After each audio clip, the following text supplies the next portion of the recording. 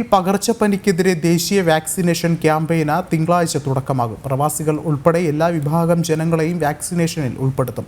പകർച്ചപ്പനി ബാധിച്ചാലും അതിന്റെ പ്രത്യാഘാതം കുറയ്ക്കാൻ കുത്തിവയ്പ്പിന് കഴിയുമെന്ന് ആരോഗ്യ മന്ത്രാലയം അറിയിച്ചു.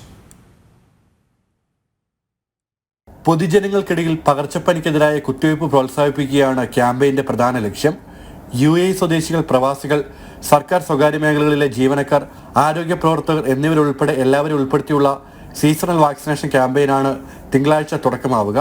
വയോധികർ, ഗർഭിണികൾ, മാറാരോഗികൾ ഉൾപ്പെടെ പകർച്ചപ്പനി ഗുരുതരമായ ആരോഗ്യ പ്രശ്നങ്ങൾ ഉണ്ടാക്കുന്നവരിൽ ക്യാമ്പയിൻ ശ്രദ്ധ കേന്ദ്രീകരിക്കും. Emirate health service, Abu Dhabi public health centre, department of health Abu Dhabi, Dubai health authority, Dubai health എന്നിവയുമായി സഹകരിച്ചാണ് പദ്ധതി നടപ്പാക്കുക. UAE-യിൽ വാർഷിക സീസണൽ വാക്സിനേഷൻ ക്യാമ്പയിൻ സാധാരണ ഒക്ടോബറിലാണ് ആരംഭിക്കാറ്.